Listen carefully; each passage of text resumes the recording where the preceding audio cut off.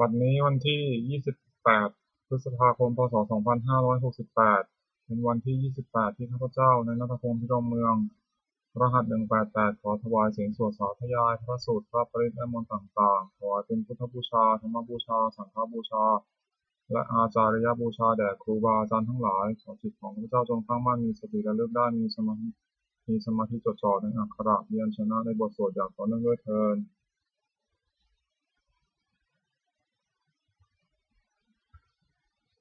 บทที่หนึ่งบทกราบพระรัตนตรัยอะระหังสัมมาสัมพุทโธภควาพุทธังภควันตังอภิวาเทมิสวากขาโตภควตาธัมโมธัมมังนัมมัสสามิสุปฏิปันโนภควโตสาวกสังโฆสังฆังนะมามิบทที่สองบทบูชาพระไตรปิฎกอะระหังสัมมาสัมพุทโธสุจิรังปรินิพพุโตคุเนหิภระมาโนทานิปารมิหิจาทิสติยาวาชีวังอหังพุทธังธัมมังสังฆังสรณังคโตปุเชมิรัตนัตยังธัมมังจารามิโสทินาบทที่สามบทสวดชุมนุมเทวดาสมันตาจักกวาเรสุอัตราคัจฉันตุเทวตาสัทธมังมุนิราชสะสุนันตุสักขะโมคคังสัพเพกาเมจารุเปคิริสิกขารตเตจันตาลิเขวิมาเนทิเตระเทจะคาเมสารุวนาคหะเนเทหะวัตถุหิเทเตภูมิมาจายันตุเทวาชาลาภาลวิสเมยัคขะคันทพะนาคาติทันตาสันติเกยังมุนิวาระวาจนังสาธโวเมสุนันตุธรรมสวนกาโลอยัมมทันตาธรรมสวนกาโลอยัมมทันตาธรรมสวนกาโลอยัมมทันตาบทที่สี่บทสวดปุพพะภาคะนามการนะโมตัสสะภะคะวะโตอะระหะโตสัมมาสัมพุทธัสสะนะโมตัสสะภะคะวะโตอะระหะโตสัมมาสัมพุทธัสสะนะโมตัสสะภะคะวะโตอะระหะโตสัมมาสัมพุทธัสสะบทที่ห้าบทสวดไตรสรณคมนปาฐะพุทธังสรณังคัจฉามิธัมมังสรณังคัจฉามิสังฆังสรณังคัจฉามิทุติยัมปิพุทธังสรณังคัจฉามิทุติยัมปิธัมมังสรณังคัจฉามิทุติยัมปิสังฆังสรณังคัจฉามิตติยัมปิพุทธังสรณังคัจฉามิตติยัมปิธัมมังสรณังคัจฉามิตติยัมปิสังฆังสรณังคัจฉามิบทที่หกบทสวดสัจจกิริยาคาถาอธิเมสารนังอัญญังพุทโธเมสารนังวรังเอเตนะสัจจาวเชนะโสทิเมโหตุสัพพทานัตถิเมสารนังอัญญังสังธัมโมเมสารนังวรังเอเตนะสัจจาวเชนะโสทิเมโหตุสัพพทานัตถิเมสารนังอัญญังสังโฆเมสารนังวรังเอเตนะสัจจาวเชนะโสทิเมโหตุสัพพทาที่เจ็ดบทสวดติรัตนะปานามคาถาพุทธังนะเมรัตนะภูตะสรีระจิตตังธัมมังนะเมรัตนะภูตะวิสุทธิสารังสังฆังนะเมรัตนะภูตะสุสีรทิฏฐิเอตังนะเมติรัตนังรัตนัตถยวหังสัมมาสัมโมสริตะวัตถุวิเศษภูตังอัญโยยานยุตตะคุณโยคะวะสัพพวัตตังอสุมิตายัมหิปิตเทวะยถาติทันเทเอกังวินาตทิตะเรสะสัมมะสัมภเวนะโลเกกัตถาติจะจิเรนจะปาตุภูตังคัมภีระยานิสยังอติทุตถสัทถังวินยูหิปันทิตะชะเนหิวิชัญญะรูปังโลกัมหิเกหิติกาถันจุปาลัพพนิยังเทสันติสุทธุวิธิตังคุณกายตายะนาเมหิเยวะชนะตายะวิสุวิตสุตัมปิสมุปัสสตังมนาสีสุทธปัสสาทฐานังปุญญัตถิกานะมะสามุตตมะปุณณภูมังภุคขาปมุจจนะมุขขะสระนังคตานังปูชาระเหสุปารามังอภิปูชนายังนิพพานาสัจฉิกิริยายุปะนิสยถังสัมมากิเลสะมาลาโสธนะสิทธิยาจะสาธุหิอัตถะกุสะเลหุปะเสวนียังปาเนหิจาปิสารนังคัมมณียะเมวะตัสมาหิตังติรัตนังสารนังคตัมหะปตินทิวังคณะเนสุนามัสสมานาปูเชมะจาปิสัสสตังสุปะสันนจิตตาอัฏฐานุปาริ จริยาสัทธารตาจะปุญเยนะอัฏฐสุกะเตนะสุขีภเวมุเตเชนะตัสสะจัตถาสปปิสุวัตถิโหตุโยเจธาธรรมวินะยัมหิปานามภูโตโลกุตระภิสมโยนิยโตสุโพชังตัสโสปะนิสสะยะจายายะอยัมปิโหตุวัตถุตเยปริจิโตสุปัสสาทการโรบทที่8นมาการาสิทธิคาถาโยจักคุมาโมหะมาลาปกัตโถสามังวะพุทโธสุขโตวิมุตโตมารัสสะปาสาวินิโมจยันโตปาเปสิเขมังชนะตังวินัยยังพุทธังวรันตังศิรสานามามิโลกัสสะนาถัญจาวินายะคัญจะพันเตชะสาเตชยสิทธิโหตุสัพพันตรายาจาวินาสเมนตุธโมทะโชโยยะตัสสะสัตถุนาเสสีโลกัสสะวิสุทธิมัคคังนิยานิโกธรรมะภรัสสะธารีสาตาวะโหสันติกโรสุจินโนธัมมังวรันตังศิรสานามามิโมหะปทาลังอุปสันตทาหังตันเตชะสาเตชยสิทธิโหตุสัพพันตรายาจาวินาสเมนตุสัทธัมมะเสนาสุขตานุโคโยโลกัสสะปาปุปะคิเรสาเชตาสันโตสยังสันตินิโยชโกจะสวากขาตธัมมังวิธิตังกโรติสังฆังวรันตังศิรสานามามิพุทธานุพุทธังสัมมสีราทิติงตันเตชะสาเตชยสิทธิโหตุสัพพันตรายาจาวินาสเมนตุบทที่9บทสวดนโมการอัฏฐกคาถานะโมอะระหะโตสัมมาสัมพุทธัสสะมะเหสิโนนะโมอุตตมะธัมมัสสะสวากขาตเสวะเตนิทะนะโมมหาสังฆสสะปิวิสุทธาสีราทิฏฐิโนนะโมโอมาตายารัตถัสสะรัตนตยัสสะสาธุกังนะโมโอมากาติตัสสะวัตถุตยัสสปินะโมการะปะภะเวนะวิคัชชันตุปัทวานะโมการานุภเวนะสุวัตถิโหตุสัพพทานะโมการัสสะเตชินะวิทิหิโหมิเตชวาบทที่10บทสวดมหาสมัยสูตรเอวัมเมสุตังเอกังสัมมยังภควาสัพเพสุวิหรติกัปปิลวัตถุสมิงมหาวเนมหาตาภิกขุสังเฆนะสัทธิงปัจจามะเตหิภิกขุสัตเตหิสัพเพเหวะอรหันเตหิทัสสะหิจาโรกัสสะตุหิเทวตาเยปุยินะสมิปติตาโหติภควันตังทัสสนายะภิกขุสังฆัญจะอัตถโขจตุนังสุทาวาสกายิกานังเทวานังเอตถะโหสียัมโภภควาสัพเพสุวิหรติกัปปิลวัตถุสมิงมหาวเนมหาตาภิกขุสังเฆนะสัทธิงปัจจามะเตหิภิกขุสัตเตหิสัพเพเหวะอรหันเตหิทัสสะหิจาโรกัสสะตุหิเทวตาเยปุยินะสมิปติตาโหติภควันตังทัสสนายะภิกขุสังฆัญจะยานูนามยังปิเยนะภควาเตนุปัสสังกัมมยามะอุปสังกัมมิตวาภควโตสันติเตปะเจกิทัสสะยมติอัตถโขตาเทวตาสยถาพีนามะพะละวาปุริโสสัมมันชิตังวาทังหังภาษารายะภาษาริตังวาทังหังสัมมิชยะเทวะเมวะสุทธาวาเสสุเทเวสุอันตารหิตาภควโตปุระโตปาตุระหังสุอัตถโขตาเทวตาภควันตังอภิวาเทตวาเอกมันตังอัตถังสุเอกามันตังพิตาโขเอกาเทวตาภควโตสันติเกอิมังคทังอภาสีมหาสมัยโยปวานะสมิงเทวกายาสมังคตาคตัมหะอิมังธัมมะสมัยยังทิตาเยวะปราชิตาสังฆติอัตถโขปราเทวตาภควโตสันติเกอิมังคทังอภาสีตตาภิกขโวสมาทังสุติตังอัตโนอุชุคามกังสุสารติวะเนตานิฆาเหตวาอินทรียานิรักขันติปันติตาติ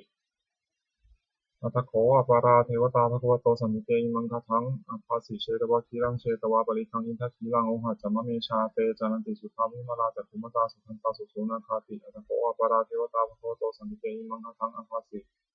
เยเกติพุทธังสารนังคตาเสนเตธมิสันติปายะภูมิปหายามนุสังเทหังเทวกายังปริปูเรสันติติ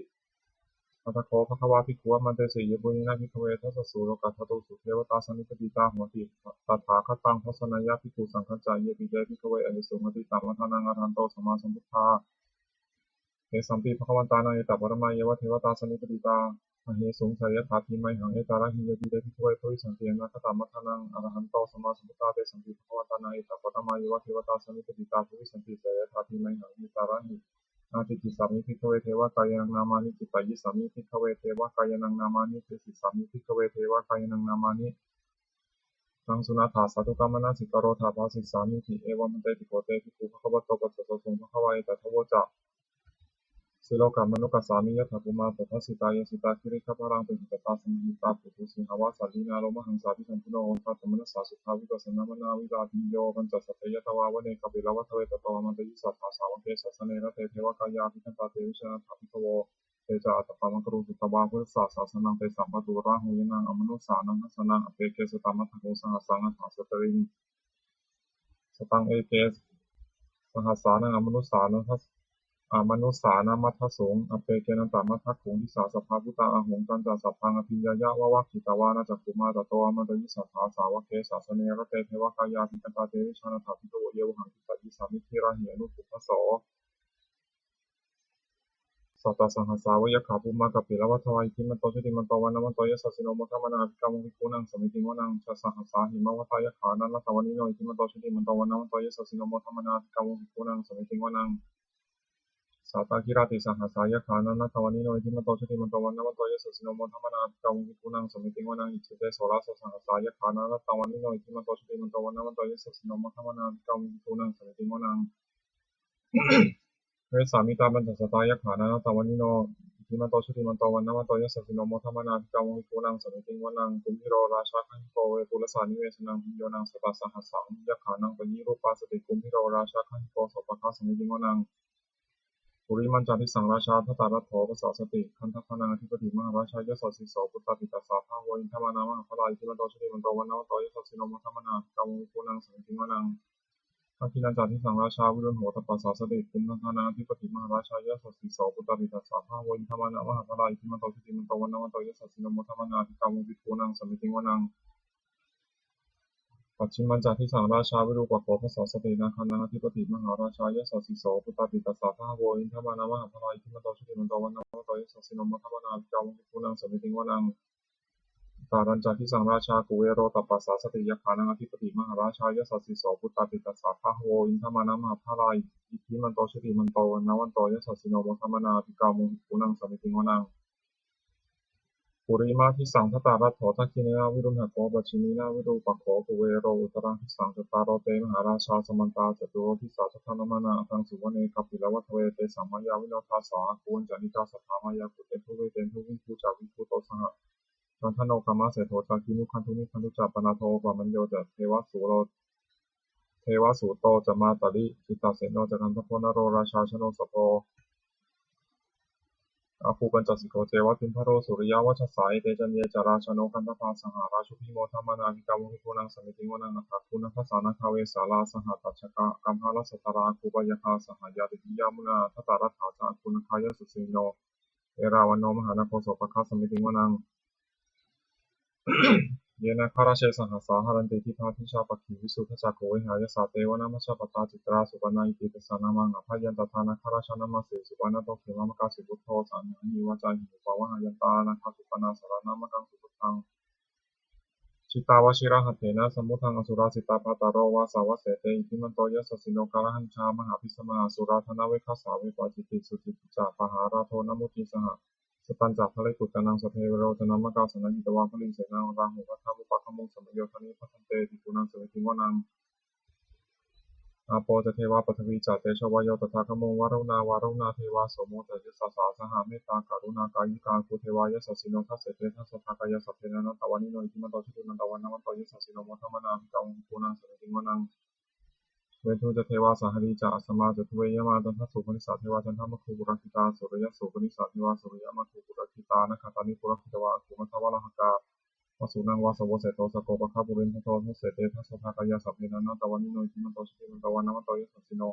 โมทัมมนาภิกาวุภูนังสมิติวนัง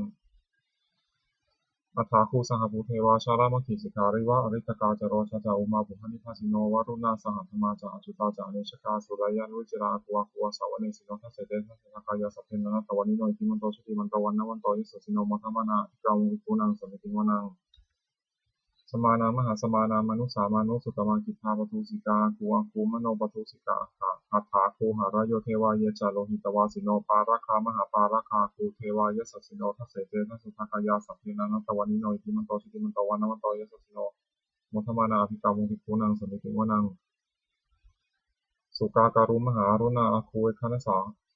เปคานาสาสหโอทาตถายหาปาโมขาภูเทวาวิจักขณาสัทธามัตตาหาราคาชามิสกาจายสัสสิโนธนยังอาคาปชุนโนโยทิสาอภิวสติทัสเสเตทัสสะกายาสัพเพนันนตวันนิโนอิทิมันโตชิลิมันโตวันนวันโตยสัสสิโนโมทมนาติกามุภิกุนังสุนิติวนัง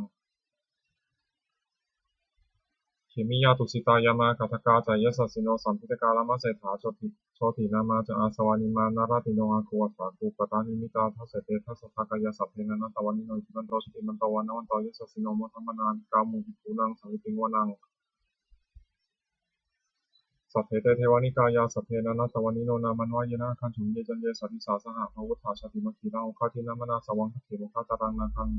ตันทังวะอสิตาติตังสุภามาปรามโตจาปุตตาอิทิมโตสหสนังกุมารโรติโสตาโสภคาสมิติวนังสหสัพพมาโลกานังมหาพามาพิธิสติอุปาปโนชุติมันโตพิสมากายโยยะสิโสทัเตถาอิชรากุปเจกะวะสวัตติโนเตสัญจามัชโตอาคังหาริโตปริวาริโตเตจัสสพเพพิฆเตสินเทเวสัพพมะเกมาราเสนาอภิกามิปัสสะกานาสัมมัติยังเอกขันนาถาพันธาราคินะมันทวุโวสมันตาปริวาเรธรรมโวมุจิตาโกจินังอิติตถามหาเสโนกานะหาเสนาเปสยิปานินาตระมาหัจจสารังกัตวานะเทระวังยะถาปาวุสโกเมโคทนายันโตสัมวิชุโกตถาโสปจุทาวติสังคุโตเสยังวะเส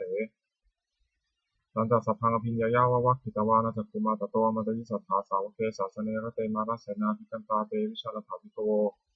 เตจาตาปัมมะกะโรสุตวาพุทธศาสสนังวิตาราเคหิปกามุเนสังลมัมปิเชยงสเพวิชิตาสังฆามะพิยติตายะสสิโนโมทันติสหพุทเตหิสาวกาเตชะเนสุตาเตบทที่11บทสวดมังคลสุตตังเสวนาจัพพารานังปณิตานันจัเสวนาปูชาจัปูชนียานังเอตัมมังคลมุตตมังปฏิรูปาเทสะวาโสจะปุเพจะกตปุญญตาอัตตะสัมมาปะนิทิจะเอตัมมังคลมุตตมังพาหุสัจจันจะสิปัญจะวินโยจะสุสิทธิโตสุภาสิตาจะยาวาจาเอตัมมังคลมุตตมังมาตาปิตุอุปัฏฐานังปุตตะภารสะสังฆโหอนาคูลาจากกรรมันตาเอตัมมังคลมุตตมังทานันจะธรรมจริยาจะยะถากานันจะสังฆโหอนาวัชชานิกัมมานิเอตัมมังคลมุตตมังอารติวิรติปปาสัมมัชฌปานาจะสัญญโมอัปปะมาโทจะธัมเมสุเอตัมมังคลมุตตมังคาราโวจะนิวาโตจะสัตตุถีจะกตัญญูตากาเลนะธัมมัสสวนังเอตัมมังคลมุตตมัง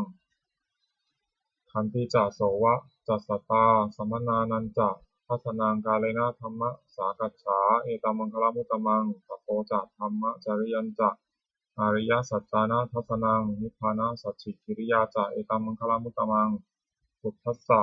โลกาธัมเมหิจิตตังยสสานะกัมปติอโศกังวิราชังเถมังเอตัมมังคลมุตตมังเอตาทิสานิกตวาสัพพัทธะมะปะราชิตาสัพพทาโสถิงคัจฉันติพันเตสังมังคลมุตตะมันติบทที่12บทสวดรัตนปริตยังกินจิวิตตังอิทาวาหุรังวาสัพเพสุวายังรัตนังปณิตังนโนสมังอติปภาคเตนะอิทังอิสุเทรัตนังปณิตังเอเตนะสัจเจนะสวัตติโหตุขายังวุราคังอมตังปณิตังยะทัชชกาสกยมุนีสมาหิโตนะเตนะธรรมเนนะสมัติกินจิทัมปิธรรมเมรัตนังปณิตังเอเตนะสัจเจนะสวัตติโหตุยัมพุทธเศรษฐปริวันนะยีสุจิงสมาธิมานันตาริกัญญาวหุสมาธินาเตนะสโมนาวิชติธัมปิธัมเมรัตนังปณิตังเอเตนะสัจเจนะสุวัตติโหตุเยปุคละอัฏฐสตัมปสัทธาจัตตาริเอตานิยุคานิโหติเอเตทักขินายาสุขตัสสะสาวกาเอเตสุทินานิมหาภรานิธัมปิสังเขรัตนังปณิตังเอเตนะสัจเจนะสุวัตติโหตุเยสุปายุตามนัสสาทันหินานิกามิโนโคตามสาสนันหิเตปฏิมาตาวตังวิทัยหารธรรมุทานิพุทธิพุชามานาอิธัมปิสังเขรัตนังปณิตังเอเตนะสัจเจนะสุวัตติโหตุขีนังปุรานังนวังนาทิสัมภวังวิรัตตาจิตายติเกภวสมิงเตขีนติชาวิโรหิฉันทานิทัพพิธีรายถายัมปติโตอิธัมปิสังเขรัตนังปณิตังเอเตนะสัจเจนะสุวัตติโหตุบทที่13บทสวดธรรมบทสหัสวรรษอัตตาหาเวชิตังไสยโยยาจายังอิตะตาปชาอัตตะทันตัสสะโกสัสสะนิจจังสัญญาตาจาริโนเนวะเทโวนะคันทัพโพนะมาโรสหพรหมุนาชิตังอปะชิตังกะยิราตถารูปัสสะชันตุโนบทที่14บทสวดเกตปุตตสูตรภาสิตามิทังเตนะภควตาชานะตาปัสสตาอะระหะตาสัมมาสัมพุทเทนะเอขาตุมเหมาอนุสสะ เวนะมาปารามะปรายะมาอิติกิรายะมาปฏิกะสัมปทาเนนะมาตักกะเหตุมานยคะเหนะมาอาการะปริวิตักเกนะมาทิฏฐินิชฌานขันธิยามาพัพพะรูปตายะมาสัมมโนโนคารุยถาตุเมเหอัตตานาวะชานายถาอิเมธัมมาอกุศลาอิเมธัมมาสาวชาอิเมธัมมาวินโยคารหิตาอิเมธัมมาสัมมัตตาสมาธินาอหิตายะทุกขายะสังวัตตันติอัตถตุเมเหปัชชะหายาถะยถาตุมเหอัตตานาวะชานายถาอิเมธัมมากุศลาอิเมธัมมานาวชัยอิเมธัมมาวินยูปัสสัทธาอิเมธัมมาสัมมัตตาสมาธินาหิตายะสุขายะสังวัตตันติอัตถตุเมเหอุปสัมปัชชะ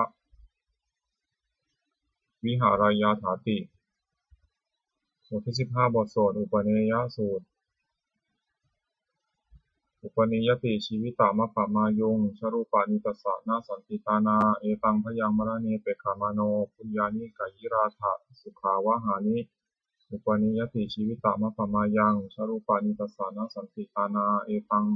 พยังมรณเนเปขามโนโลกามิสังปัชชะเหสันติเปโข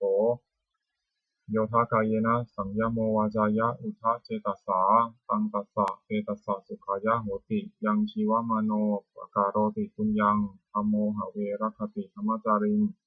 ธัมโมสุจินโนสุขะมาวะหาติเอสานิสังโสธัมเมสุจินเนนะทุกขติงคัจฉติธรรมจารีสัพเพสังขารานิจจติยถาปัญญายปัสสติอาคานิปินทติทุกเขสามโควิสุทธิยา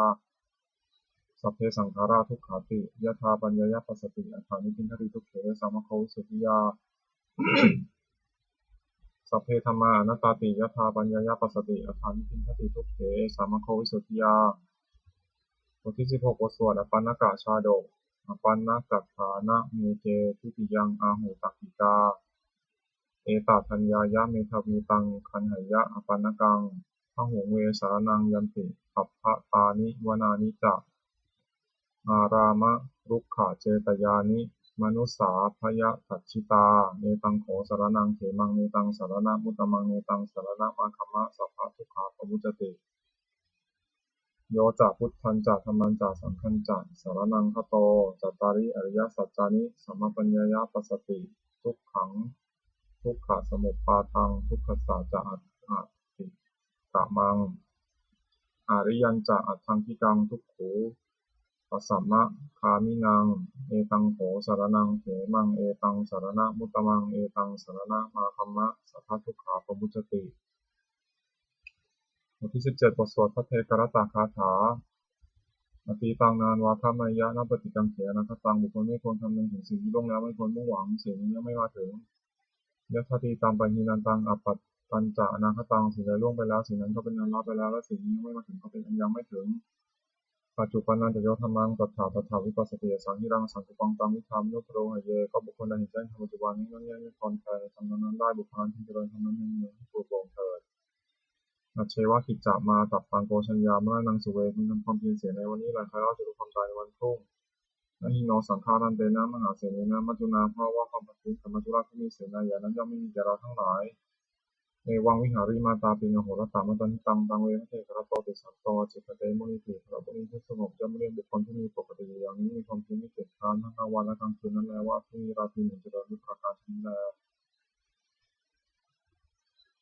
บทที่18บทสวดทินหปัจจเวคคณปาถับแลชราธรรมมหิชรังอนัตติโตเรามีความแก่เป็นธรรมดาจะล่วงพ้นความแก่เป็นไม่ได้พยาธิธรรมมหิพยาธิอนัตติโตเรามีความเจ็บไข้เป็นธรรมดาจะล่วงพ้นความเจ็บไข้เป็นไม่ได้มรณะธรรมมหิมรณังอนัตติโตเรามีความตายเป็นธรรมดาจะล่วงพ้นความตายเป็นไม่ได้สัพเพหิเมหิเยหิมนาไปหิรนาภโววินาภโวเราจะละเว้นด้วยต่างๆเพราะว่าเราจะต้องพัดพลาดจากของรักของเจริญใจทั้งหลายทั้งปวงกรรมสกมหิกรรมทายาโทกรรมโยนิกรรมพันธุกรรมปฏิสารโนเรามีกรรมสมเรามีกรรมช่วยเรามีกรรมเป็นแดนเกิดมีกรรมเป็นผู้ติดตามมีกรรมเป็นที่พึ่งอาศัยยังกำมังตริสามิกัลยาณังวาปาปกังวาตัสสะทายาโทวิสามิเราทำกรรมในไว้เป็นบุญหรือเป็นบาปเราจะเป็นทายาทคือว่าเราจะต้องได้รับผลของกรรมนั้นสืบไปเอวังนัมหิอภิหังปัจเจเวทิกับทางเราทั้งหลายเป็นพิจารณาอย่างนี้ทุกวันเถิดบทที่19 บทสวดเทวตาอุโยชนะคาถาทุกขปตาชนิทุกขาพยาปตาชนิพยาโสขปตาชนิโสกาโหตุสัพเพปินานิโนเอตาวตาจามิสัมปตังปุญญสัมปทังสัพเพเทวานุโมทันตุสัพพะสัมปติสิทธิยาทานังพุทธันตุสัพพยะสีรังมัทธันตุสัพพทาภาวนาทิรตังทุกขชันตุเทวตาคตาสัพเพพุทธาภรปัตตาปัจเจกนันจะยังพลังอรหันตานันจะเตชนะรักขังมัทธามิสัพพโสบทที่20บทสวดเทวตาปฏิภาณคาถาทันธมยังปฏิภาณคาถาโยพนามเสยาเทวตาสันติวิหารวาสินีถูเปคะเรโพธิคะเรตหิตหิตาธรรมะทานินะทวันตุปุชิตาโสถิงจโรนเตทาวิหารามันทะเรเถราจมัชชานวกาจทิทโวสารามิกาธานปฏิปาสกาคามาจเทสานิขมาจอิสราสัปปานภูตาสุขิตาภวันตุเตชราพุชาเยปิจะอันทาสัมภวาสังเสทชาตาอาทาโวปาติกานิยานิกังธรรมวรังปฏิจจเตสัพเพปิทุกขสาการโรตุสังขยังสาตุจิรังสตังธรรมโมธรรมัทธาราจัปุพพลาสังโฆโหตุสมัคโควะอัฏฐายะจาหิรหิตายะจะอัมเหรักขตุสัทธัมโมสัพเพปิธรรมจาริโนวุฒิงสัมปาปูนายามะธัมเมอริยปะเวทิเตบทที่21บทสวดสัพพะปฏิภาณคาถาแปลทันธมยังปฏิภาณคาถาโยพนามเสปุญญสิทธานิกัตสสะญาณัญญานิกตานิเมเตสัญจะภาคิโนโหนตุสัตตานันตาปะมานกาเยปิยาคุณวันตาจะไมหังมาตาปิตาทโยทิฏฐาเมจาปะยะทิฏฐาวาอัญเยมัชชัตตะเวริโนสัตตาติทันติโลกัสมิงเตภุมมาจตุโยนิกาปัจเจกะจตุโวการาสังสรันตาภวาภเวยาตังเยปฏิภานัมเมอนุโมทันตุเตสยังเยจิมังนัปปะชานันติเทวาเตสังเมทยุงมายาทินนานาปุญญานังอนุโมทนะเหตุนาสัพเพสัตตาสัทธาโหตุอาเวราสุขาชีวิโนเขมัปปะทันจะทัพพนตุเตสาสาสิชตังสุภาขอสัตว์ทั้งหลายไม่มีที่สุดไม่มีประมาณจงเป็นผู้มีส่วนแห่งบุญที่ข้าพเจ้าได้ทำในบัดนี้และแห่งบุญทั้งหลายอื่นที่ข้าพเจ้าได้ทำแล้วคือชนเหล่าใดเป็นที่รักผู้มีคุณมีมารดาและบิดาของข้าพเจ้าเป็นต้นที่ข้าพเจ้าได้เห็นหรือแม้ไม่ได้เห็นและสัตว์ทั้งหลายอื่นที่เป็นกลางและมีเวรกรรมทั้งอยู่ในโลกเกิดในภูมิสามเกิดในกำเนิดสี่มีขันธ์ห้าและขันธ์หนึ่งและขันธ์สี่ท่องเที่ยวอยู่ในภพน้อยและภพใหญ่สัตว์เหล่าใดทราบการให้ส่วนบุญของข้าพเจ้าแล้วขอสัตว์เหล่านั้นจงอนุโมทนาทานเองเถิดก็สัตว์เหล่าใดย่อมไม่ทราบการให้ส่วนบุญของข้าพเจ้านี้ขอเทพทั้งหลายจงแจ้งแก่สัตว์เหล่านั้นเพราะเหตุคืออนุโมทนาบุญทั้งหลายที่ข้าพเจ้าให้แล้วขอสัตว์ทั้งปวงจงอย่ามีเวรอยู่เป็นสุขเสมอเถิดและจงถึงทางอันเกษมเถิดขอความหวังอันดีของสัตว์เหล่านั้นจงสำเร็จเถิดด้วยอนุภาพแห่งสัจจะอธิษฐานด้วยอนุภาพแห่งความเพียรและอานิสงส์แห่งการบูชาพระรัตนตรัยและการสาธยายบทสวดมนต์พระสูตรพระปริตรและพระคาถาเหล่านี้ขอความสุขสวัสดีจงเกิดมีแก่พระเจ้าของข้าพเจ้าผู้ให้ทั้งปวงขอพระเจ้าเจริญทั้งทางโลกและทั้งธรรมขอเทพเทวดาทั้งหลายโปรดอนุโมทนาในการศึกษาพยายมนต์และธรรมะเหล่านี้เมื่ออนุโมทนาแล้วโปรดอำนวยพรแก่ข้าพเจ้าและวัตถุมงคลพระกริ่งไพรีที่หน้าโดยมูลนิธิสมเด็จพระญาณสังวรวัดบวรนิเวศวิหารตลอดจนวัตถุมงคลทั้งหลายที่สามสิ่งสร้างขึ้นที่ผ่านมาและที่จะจัดสร้างในอนาคตขอจงเปลี่ยนด้วยอนุภาพแห่งพระปริตรและคำมงคลในพระคาถาต่างๆขอจงสำเร็จศักดิ์สิทธิ์ทุกประการเทอญสาธุ